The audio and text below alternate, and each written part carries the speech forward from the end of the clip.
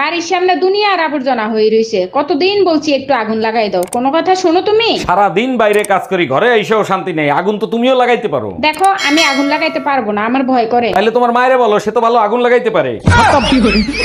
Bye bye, tata, good bye, Gaya. এই আপনারা পার্কে বসে কি করতেছেন? কপালে চোখ নাই দেখেন না আমরা বিবাহিত? পার্কের ভেতরে প্রেম করা নিষেধ, বাসায় গিয়ে করেন। বাসায় নিয়ে গেলে বউ পিটাবে। আমার জামাই জানলে ঠ্যাং ভেঙে দেবে।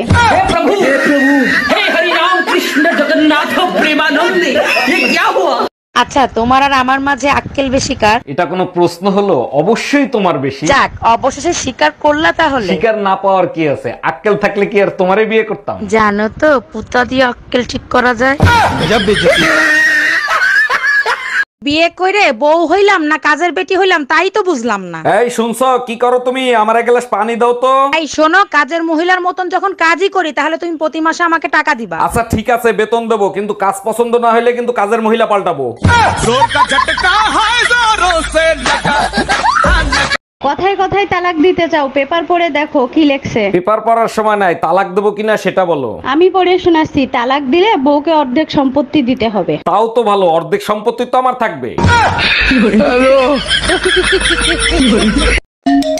বারবার কেন ফোন দিচ্ছ? বলছি না আমি আর তোমার সংসার করব না। এই কথাটা শোনার জন্যই বারবার ফোন দেই। কোন কথাটা শোনার জন্য? এই যে বলো না তোমার সংসার আর করবো না, শুনলে কলিজাটা জুড়াইয়া যায়। কালকেই আসতেছি মাকে সাথে নিয়ে তোর কলিজায় আগুন ধরাইতে।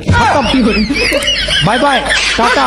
এই লোকটা একটা কাজও ভালো মতো করবে না। সারা দিন শুধু বক বক করো, আমার সাথে কথা না বলতে পারলে বলবা না। দেখো, যতদিন বেঁচে আছি আমার সাথে ভালোভাবে কথা বলো। কথা না বললে কি মরে যাবা? তাইলে মরো। মরার পর যদি কথা বলা শুরু করি না, তাবিজ কবজ খুঁজে বেড়াবা।